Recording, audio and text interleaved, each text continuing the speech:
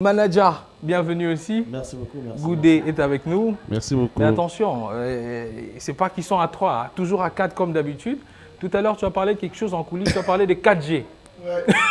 Le 4G. Oui. 4 Gaou. Le 4 Gaou. Et vous savez que c'est la meilleure connexion actuellement de 4G. Mais ouais, mais c'est rapide. Voilà. C'est une connexion très rapide. Mais comme on n'a pas assez de place, on a dit au plus petit, tu restes à côté. Ok. 3 d'Ernest, tu laisses la place aux 3 grands. Voilà, et puis Voilà. après, il va venir Après, aussi tu vas venir. se joindre à nous. Alors, Magic System 4G, la vitesse la plus rapide. Mais chaque fois qu'on tombe comme ça sur de vraies valeurs africaines, on aime partager aussi l'histoire, partager aussi le parcours. Cette histoire partie, pas à 4, mais avec beaucoup déjà au départ. Et après, il y a eu des scissions et tout. Mais à Lumambo, c'est le coin où tout a commencé, on va dire comme ça. C'est ça, ouais. Oui. Bah, il faut dire que tout a démarré en Mambo, dans notre petit village, qui est devenu célèbre maintenant. Oui. Et il faut dire qu'on a commencé, on était beaucoup, le nombre, on était 40, 50. Voilà. Après, ça a diminué, 30, après 20, après 10. Et après, on est resté 8. On a divisé le groupe en deux. De façon avec 4-4. 4-4 sans querelle. Voilà. Et puis tout est parti avec notre premier album qui s'est appelé Papitou. Bon, Mais Papitou n'a pas très bien marché. Il faut le dire. malheureusement, ça n'a pas marché, mais ça nous a donné Oui. beaucoup de force et de courage. Et puis, Dieu merci, on a mis Premier Gaou Ah sur oui, le et marché. puis ça a marché. Ouais. Et Premier Gaou, il y a quand même quelqu'un qui a aussi une histoire avec Premier Gaou, Ephrem. Ephrem, voilà. C'est quoi le lien entre Ephrem et Premier Gaou, Salfa? Bon, sans vouloir trop planifier, comment on appelle, modifier l'histoire du groupe, je crois que Ephrem fait partie des personnes qui ont produit, qui ont distribué l'album en France, Premier Gaou. Mais c'est pas une histoire particulière parce que on entend revenir souvent Ephrem, c'est vrai. Il a contribué à sa manière à développer le groupe en France. Mais l'histoire de Magic System reste l'histoire de Magic System. Ça vient de très loin. Ça vient de très loin. Voilà, ça vient de plus très loin très qu'Ephrem Yopo. Voilà. D'accord. Alors, Goudé, depuis Anoumambo, ça n'a jamais été facile. Et déjà, d'ailleurs, le mouvement Zouglou, la plupart du temps, c'est le vécu du quartier, hein, le petit souci du coin, ce qui marche, ce qui ne marche pas. Mais qu'est-ce qui a toujours donné cette force de dire il faut qu'on continue, on doit se battre parce que de 50 à 30, à 8, 4, on comprend quand même qu'il y a eu un parcours et ça n'a pas été très facile. Ça n'a pas été facile. Moi, je pense que quand tu veux quelque chose, il faut aller jusqu'au bout. Voilà, ça a été une bataille, ça n'a pas été facile, mais on a travaillé au début, c'était dur. Pour trouver un producteur, c'était pas facile. Pour aller au studio, c'est pas facile. Mais on a bataillé jusqu'à aujourd'hui et voilà, on est très fiers de nous-mêmes parce qu'on a vraiment travaillé. Voilà, le résultat. Et aujourd'hui, le résultat, le résultat y est. On a l'habitude de relier le chanteur à sa chanson. Et l'histoire du Premier Gaou, ça reste lié à vous, le Magic System. Mais lorsqu'on dit on a souvent l'habitude de lier le chanteur à sa chanson, on se pose toujours des questions. Mais c'est qui se faisait larguer avant là, par la go là qui était bien? Et puis après, quand le Faf a commencé à entrer, elle commence à venir toquer. Ben oui, c'est l'histoire de celui qui la chante. Hein. Vous savez, c'est une histoire que j'ai voulu raconter avec dérision. Et puis, je suis content de savoir que dans la vie, on peut se faire avoir et se les saisir. Et de savoir aussi que cette histoire, ça n'arrive pas qu'à moi seul. Non. Parce que tout le monde s'est reconnu dans cette histoire. Pas forcément dans les problèmes de femmes, mais... Chacun dans son domaine, en fait. Voilà, c'est pour dire aussi un problème d'amitié aussi. Lorsqu'on n'a pas trop de moyens, on est un peu faux avec vous.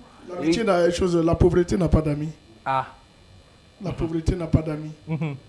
La pauvreté, c'est que des camarades que la nature nous force à côtoyer et tout.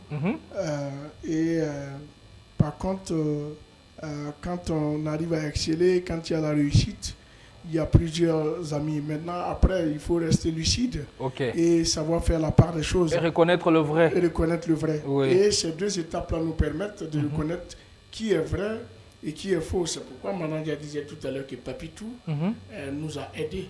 Parce que le groupe Magic System n'est pas arrivé avec un succès. Le groupe Magic System est arrivé avec un échec d'abord. Bien sûr, parce que Papitou, comme je l'ai dit tout à l'heure, ça n'a pas marché. Voilà. Et le succès est arrivé après. Donc, ces deux phases de notre vie nous ont permis de prendre la mesure des choses. Et je crois que c'est ce qui consolide le groupe aujourd'hui. D'accord. Parce que quand ça n'allait pas, on était seuls, on était 4. Voilà. Donc, on s'est dit aujourd'hui, si dans le piment on nage à 4, dans le beurre aussi, on doit glisser à 4. Mais forcément. Voilà. Parce que là, si tu fais des choix, des gens, quand ça fait mal, je vous attends ici.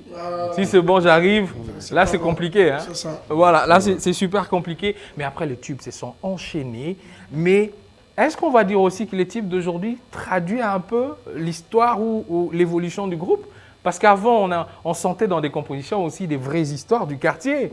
Mais après, maintenant, ce sont des musiques festives aussi, on va le dire. Ça traduit un peu cet état d'esprit? Ouais, la philosophie du Zouglou reste la même philosophie. On peut faire la fête en disant des messages importants. Mais vous savez, on racontait la vie des Africains, des Ivoiriens en particulier, avec beaucoup de dérision. Voilà. Des choses du quartier et tout. Voilà. Il ne faut pas dire à quelqu'un qui a dit à quelqu'un. Voilà. Ouais. Aujourd'hui, à cette maturité, on a quand même fait 20 ans de carrière, donc on a acquis en maturité. Donc on traite des choses plus importantes comme l'environnement, comme l'éducation, comme la santé. Donc on n'a pas les mêmes manières d'aborder ces sujets, ce qui fait croire que non, on est parti de l'autre côté. Voilà, or que non, la diction n'est plus la même, c'est pas la même orientation. D'accord. Quand on a cette posture-là. Voilà. Une chanson de Magic System réappropriée par les Français et les Belges. À chaque fois qu'ils ont une manifestation ou match de football et tout ça, comment on se sent? On se dit quoi? Bon, on est content de savoir que le titre il passe partout, jusqu'à être même la chanson de l'équipe de France, oui, carrément. Et puis être invité par le président Macron. On est content, on se dit, voilà, des gens qui reconnaissent le boulot que nous avons mis en place. Et nous aussi, ça nous met encore beaucoup de pression pour encore toujours bien faire. Et tant qu'on a la force de composer ou de chanter, on va pas s'arrêter. Quoi. Voilà. Mais depuis Anou Mambo, dans le tout début, est-ce qu'on pouvait imaginer ça? Jamais de la vie, jamais. On se limitait peut-être à être les stars d'Abidjan. Ben oui, sinon ça allait être de la prétention. Voilà, à être juste de stars d'Abidjan. Mais maintenant, ça allait très loin, plus loin même que ça. Et ça, c'est super. Mais dans les 20 ans quand même, la RDC n'a pas été programmée, la tournée de 20 ans. Qu'est-ce qui se passe? Vous savez, nous, on ne fait que lancer. On ne fait que lancer un concept. Et après, c'est aux différents pays d'adhérer. Les pays que nous avons parcourus sont des pays qui ont adhéré, qui nous ont appelés, qui nous ont dit on a envie d'organiser vos 20 ans, vous pouvez venir. Donc nous avons lancé à plusieurs reprises avec des promoteurs congolais, avec plusieurs mails où on a peut-être espéré venir et ça n'a jamais abouti, soit parce que le cahier des charges ne pouvait pas être respecté, soit parce que les gens n'étaient pas prêts. Et puis voilà, on a dit, bon, on va laisser faire les choses.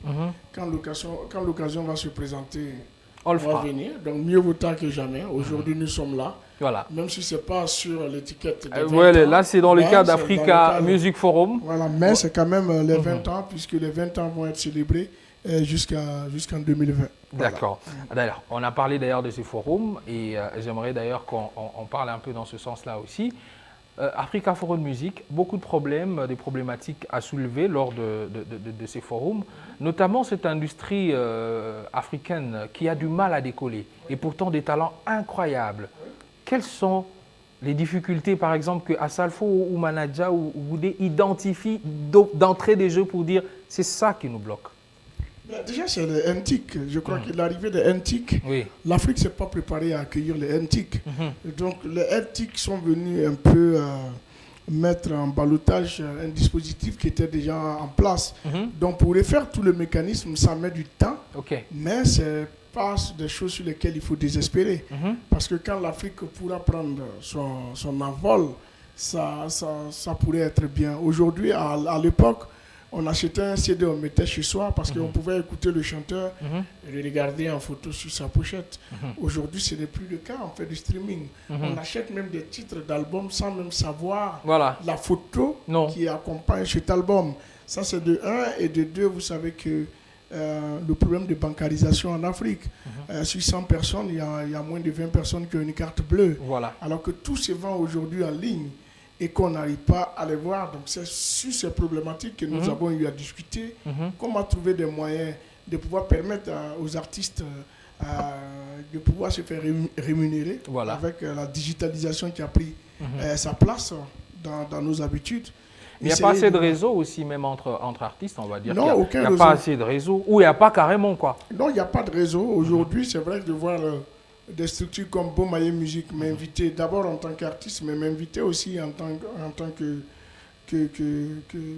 dirigeant d'une structure comme Gaou Production, qui excelle dans le même domaine.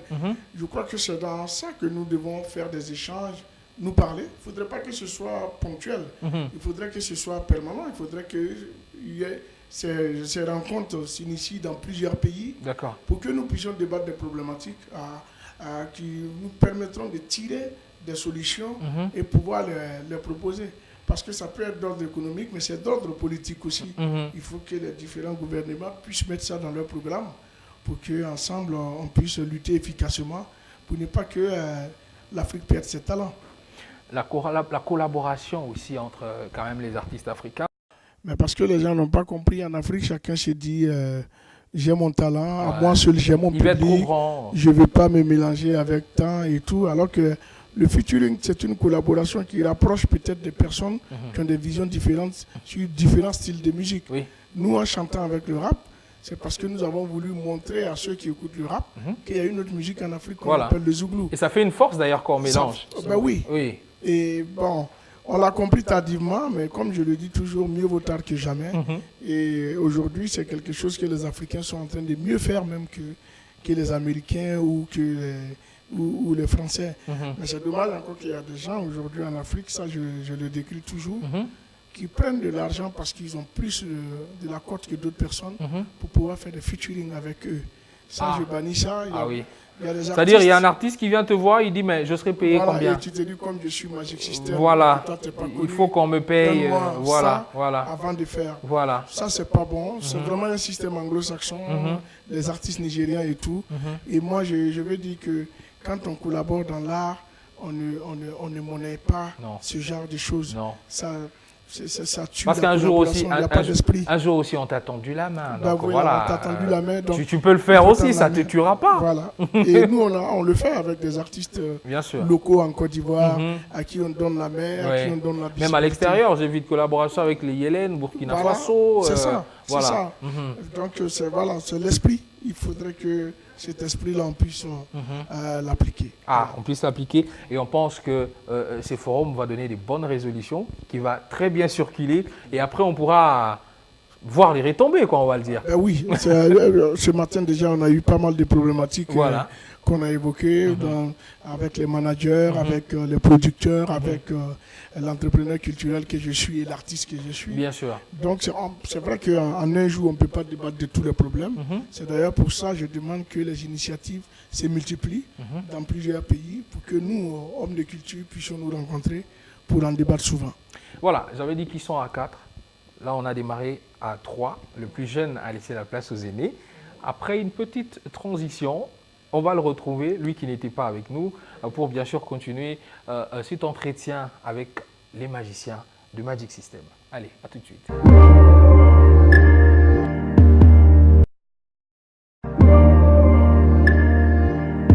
On retrouve Mr Tino, comment ça va? Ça va très bien, vous? Bah ouais, ça va super bien. Content de te retrouver. Moi aussi. D'accord. D'ailleurs, on discutait tout à l'heure un peu en off. Chaque fois que je disais aussi magicien, mettre la magie et tout. Mais en fait, pourquoi les magiciens déjà au départ? Est-ce qu'il n'y avait pas plein d'autres noms? Je ne sais pas, au départ du groupe. Ça, c'est n'importe qui peut répondre à Salfo, voilà.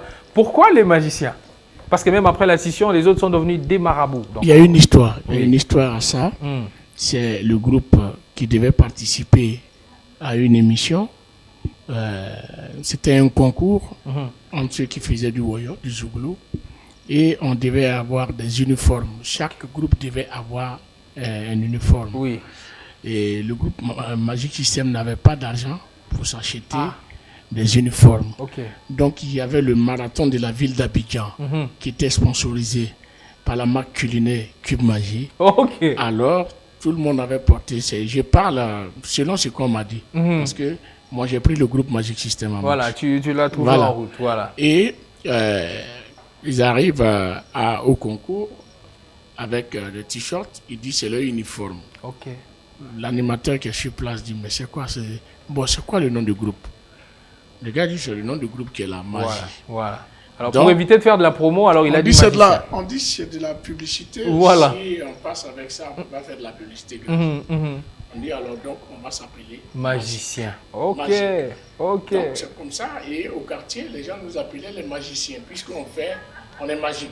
Ah, Donc, ok. on dit les magiciens, les magiciens. Et vous avez rajouté système lorsque vous Et avez fait oui, la session. parce qu'à l'époque il y avait système gazet, Ah. il y avait Donc il y avait le côté système qui était à la mode. Qui en était fait. à la mode. Oui. Donc il fallait rajouter ce système à Magique. Ok. Mais c'est de manière anecdotique. Et puis, comme si le destin nous forçait à prendre un nom qui allait nous accompagner tout au long de notre Eh ben, carrière, et aujourd'hui c'est de c'est la devenu magie. Magic System. N'est-ce pas Tino? C'est de la magie quand même. C'est de la magie par la grâce de Dieu, parce qu'aujourd'hui, dans toute chose, il faut dire merci à Dieu, Voilà. parce que quitter de notre ghetto et imaginer être là aujourd'hui, c'est pas évident.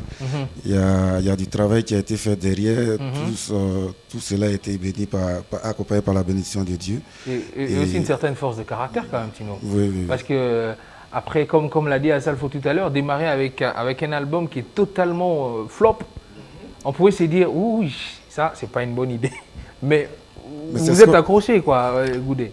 On pouvait se décourager, c'est vrai, effectivement, on pouvait se décourager, mais on ne s'est pas découragé. Hein. On ne s'est pas découragé. On est resté 2 ans dans le noir, mais on a tenu bon. Et après 2 ans, nous sommes rentrés en studio. Et voilà, le fameux EP est sorti. Est-ce qu'il y avait un petit slogan, un petit état d'esprit qu'on se disait là, que malgré ce qui va arriver, est-ce qu'il y avait un petit mot qui vous motivait? Ou c'est juste une force comme ça qui fait que, bon, voilà, vous tenez bon? Ou il y avait une phrase qui revenait à chaque fois? Non. Il n'y a pas de phrase, mais moi je dis il y a toujours des circonstances dans la vie qui vous amènent à redoubler d'efforts. Oui.